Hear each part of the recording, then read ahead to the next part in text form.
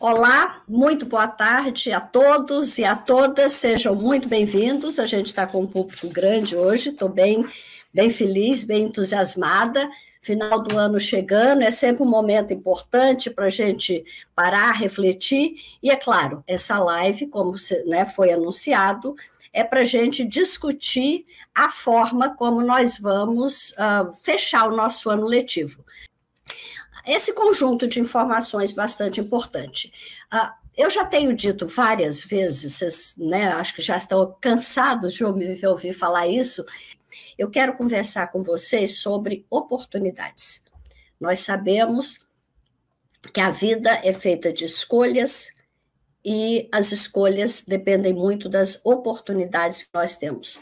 Todo mundo nasce com o mesmo potencial de aprendizado, nem todos têm as mesmas oportunidades na vida. E é por isso que uma criança, às vezes, nascida num lar de nível socioeconômico alto, que teve uma creche maternal desde os 2 anos, que se acostumou com manusear massinha, desenvolvimento motor, saber distinguir formatos, triângulo, retângulo, as cores, amarelo, azul.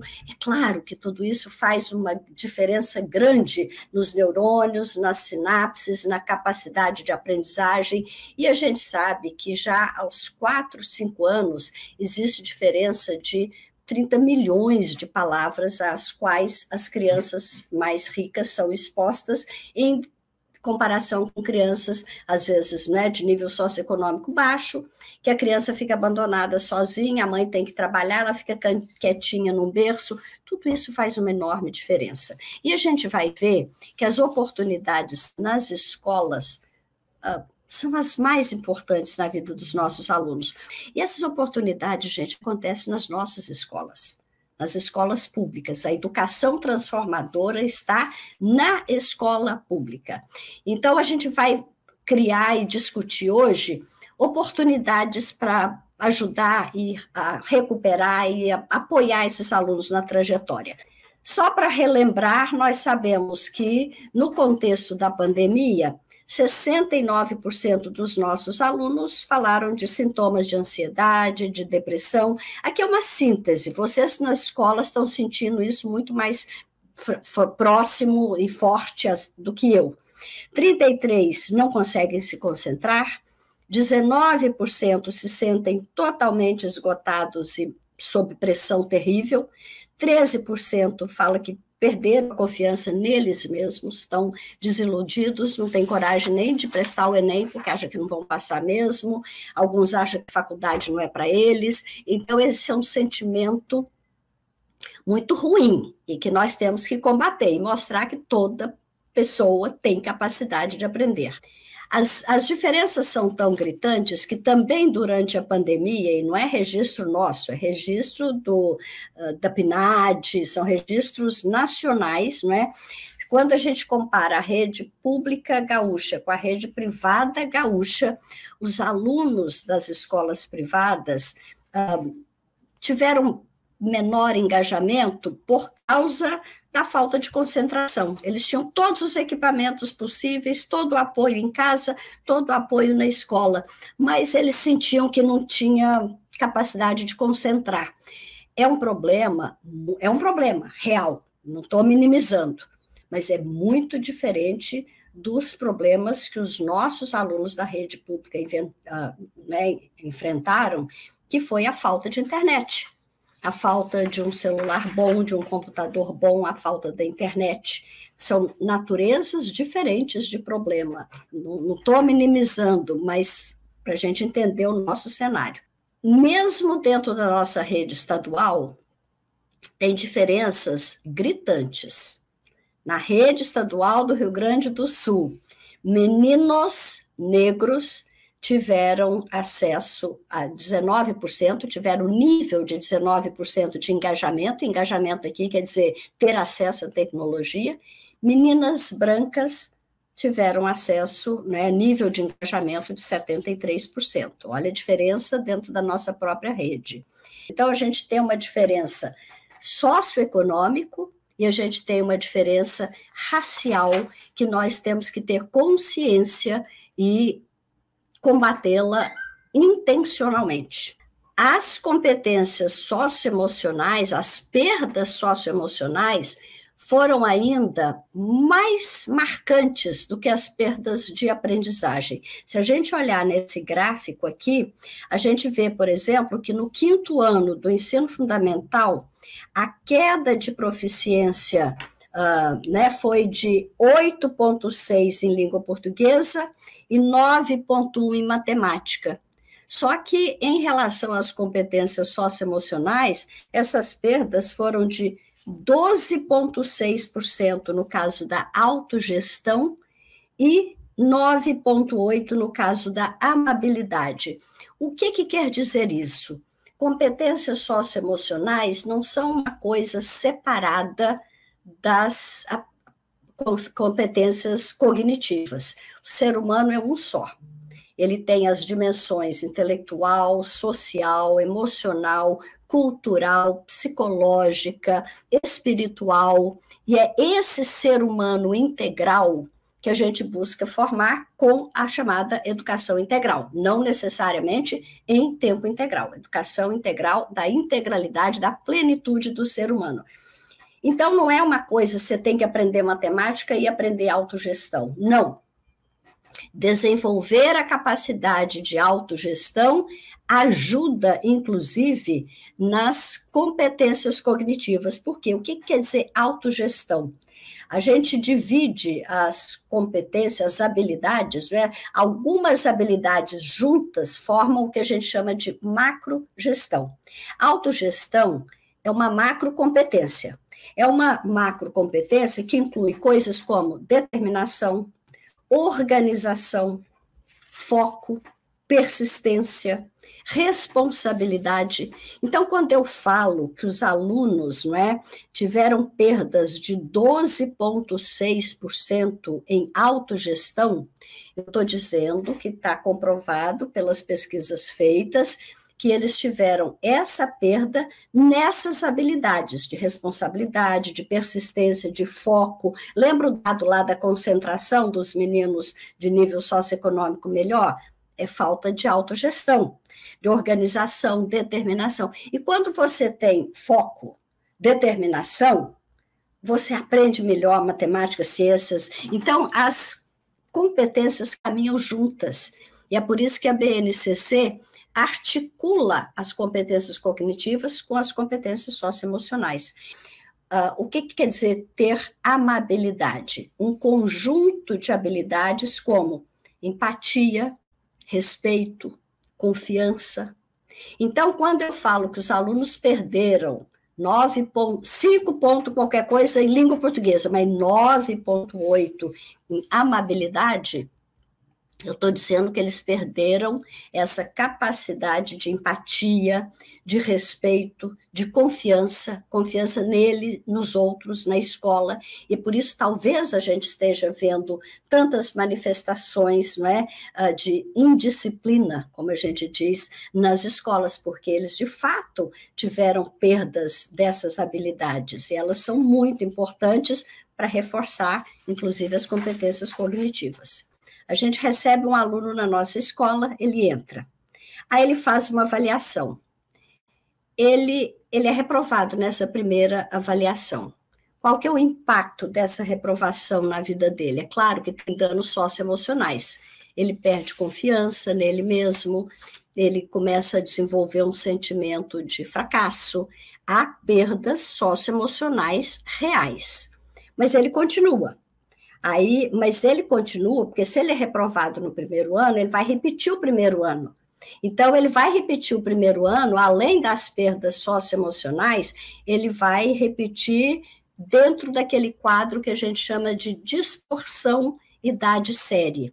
Ao invés de 7 anos, ele vai ter 8 anos e está no primeiro ano. Os coleguinhas passaram, foram aprovados, ele ficou para trás. Então, além dos danos socioemocionais pela própria reprovação, ter ficado para trás aumenta esse impacto na vida dele. A gente, às vezes, acha que ele repetir, ele vai pegar base. Olha, gente, não pega. As pesquisas mostram que repetir o ano, o aluno pega frustração, pega raiva, pega falta de confiança, pega tudo, pega a base. A gente não tem nenhum comprovante científico de que o repetente melhora o rendimento dele. Talvez até passe na prova, decora o que não adianta no mundo hoje, mas não há nenhuma prova científica que a repetência faz o aluno melhorar. Então, ele continua com a distorção idade-série, repete mais uma vez, ele insiste mais uma vez. O aluno não desiste rápido, não. A gente não tem desistência na primeira repetição. Ele repete 1 ano, ele repete 2, ele repete 3, aí ele abandona. Quando ele abandona, provavelmente ele vai ter dificuldade de voltar para a escola, principalmente quando ele abandona no 6º ano, no 9º ano, no 3º ano do ensino médio.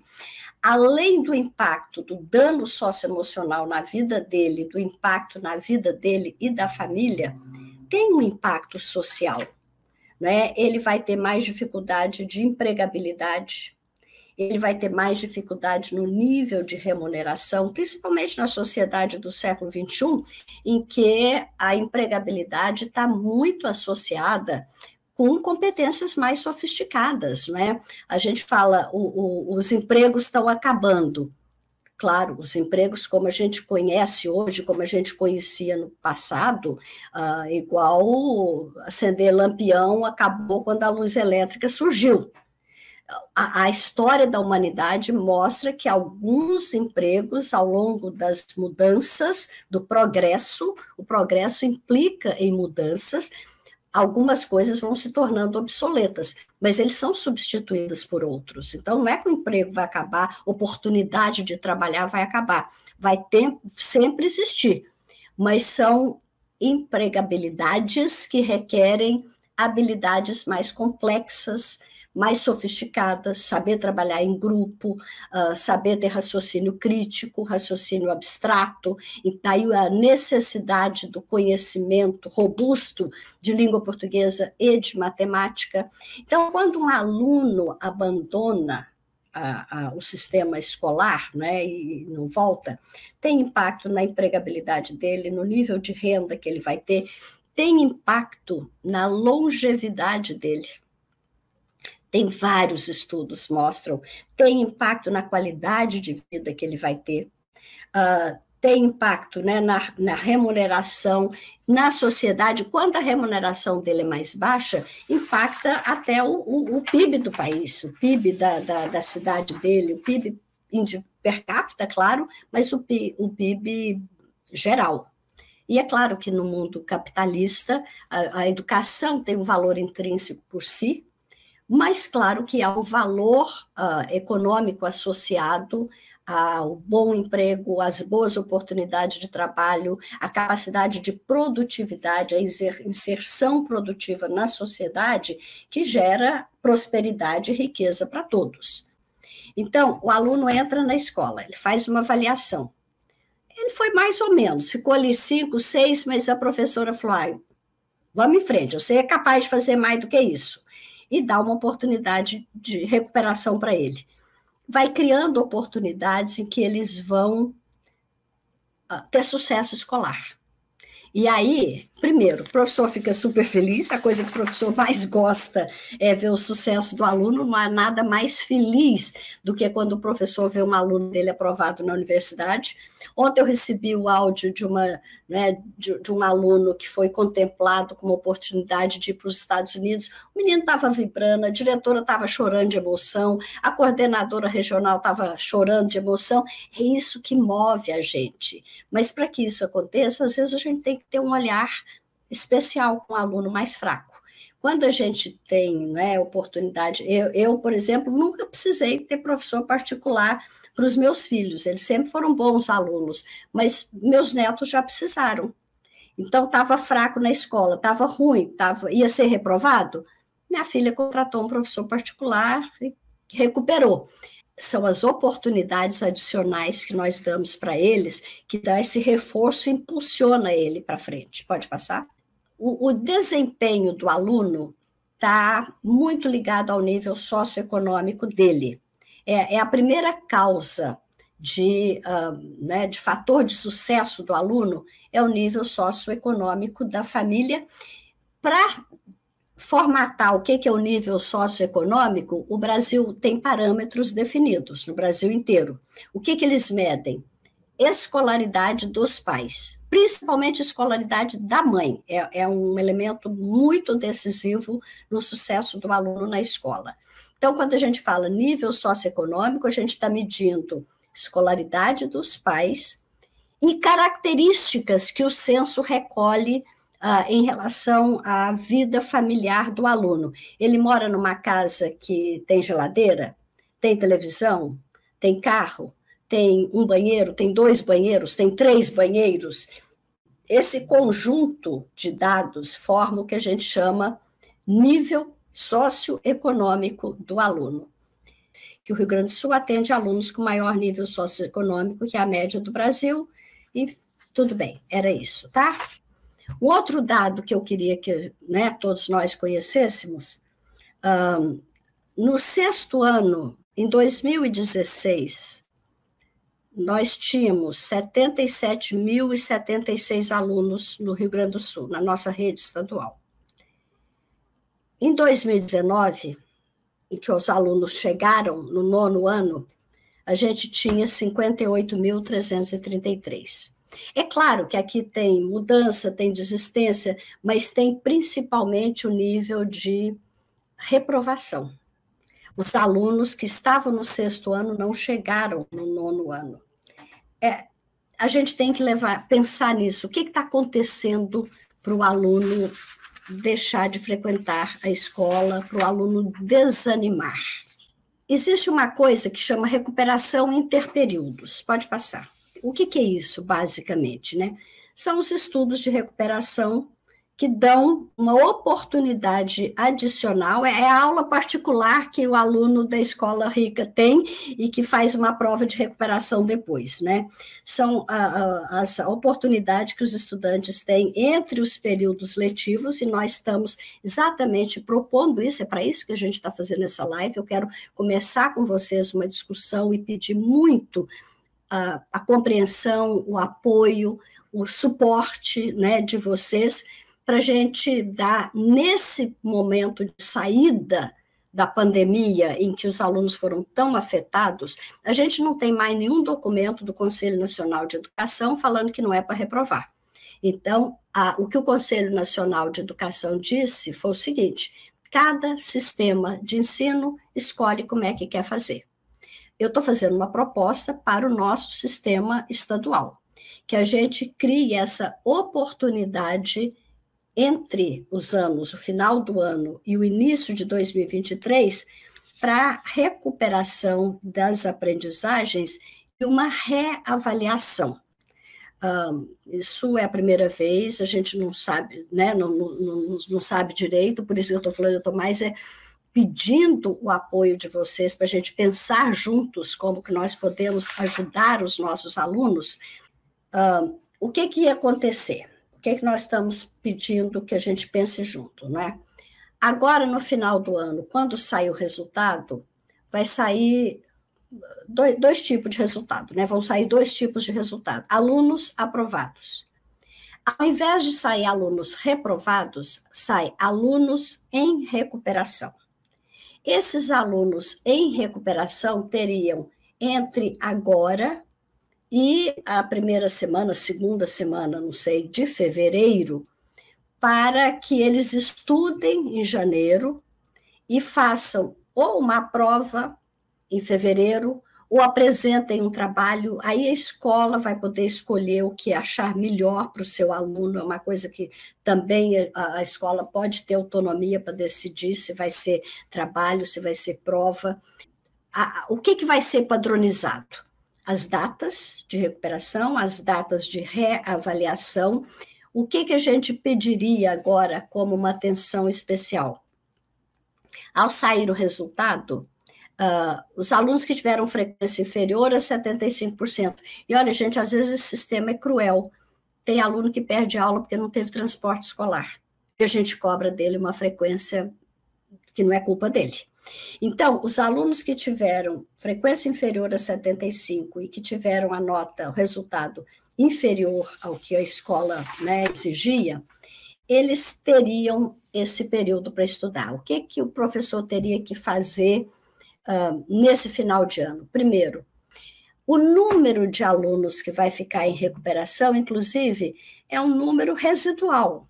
Não é uma massa de alunos. Entre 800 mil alunos que a gente não tem 50 mil, a gente não tem 20 mil.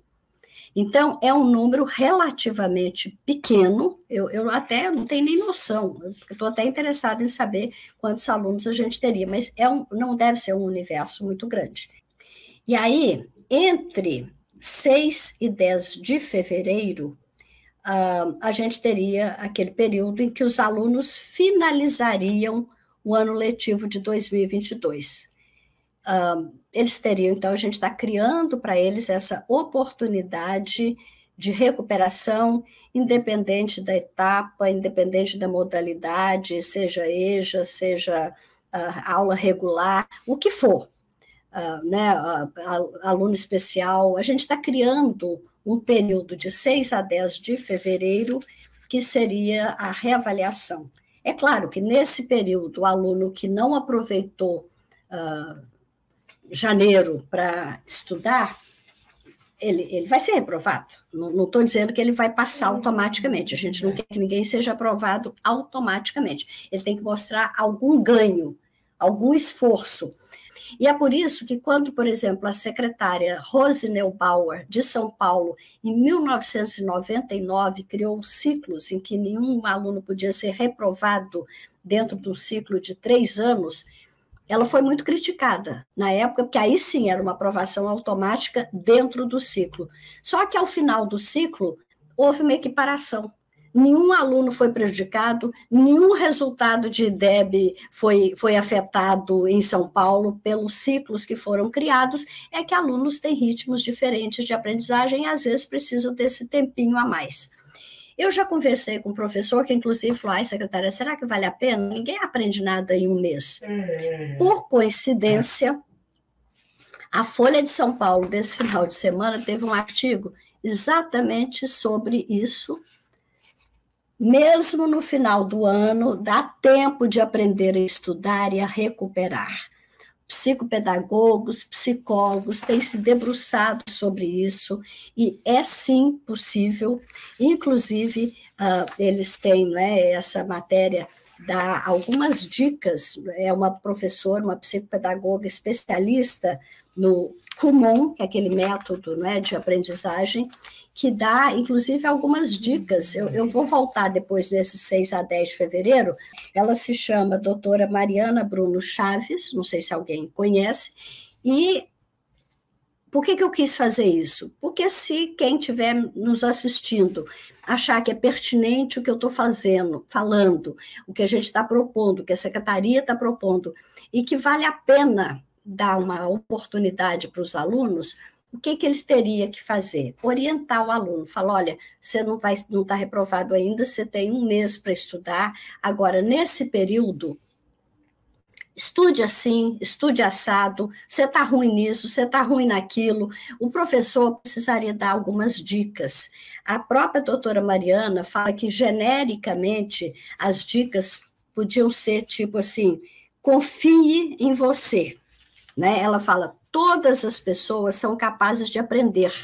E se você é uma pessoa, e somos todos pessoas, também conseguirá. Priorize o estudo das matérias em que precisa recuperar mais nota. Se precisar faltar no judô, se precisar deixar de fazer um joguinho, de entrar aí para fazer jogo, seja o que for, faça esse sacrifício, é 1 mês só. Sacrifique outras brincadeiras com colegas para, durante o mês, organizar uma rotina de estudo que vai ter resultado e impacto na sua vida toda. Outra dica: peça ajuda, né? Peça ajuda. E aí oriento os alunos, olha, no YouTube tem muitos vídeos de vários professores, tem até animação de diferentes matérias, você pode estudar com um amigo, você pode estudar com alguém da família, você pode criar mecanismos, você pode ler um livro diferente daquele que é usado na escola, e aí o que o professor puder dar de dica, de orientação, vai ajudar muito o aluno, tenho certeza disso, né? Tem prova, inclusive na internet, pega as provas anteriores, tem outras provas de outros professores sobre o mesmo assunto.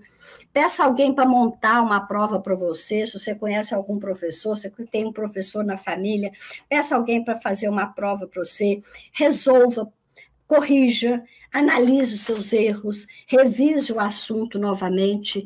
Ou seja, tenho certeza que vocês, professores, têm dicas muito melhores do que essa, ou que qualquer uma que eu poderia dar, para ajudar os seus alunos, que vocês é que conhecem os alunos, você que é capaz de falar para o Joãozinho o que ele precisa fazer melhor, o que às vezes não é o que a Maria precisa. O que a gente está propondo é isso, então.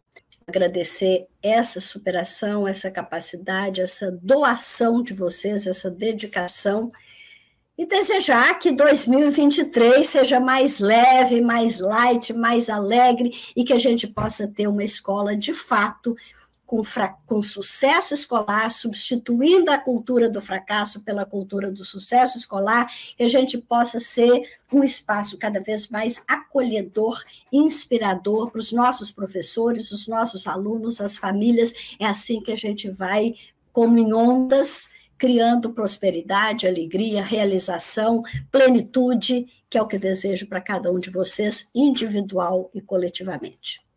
Beijo, Feliz Natal, obrigada por tudo.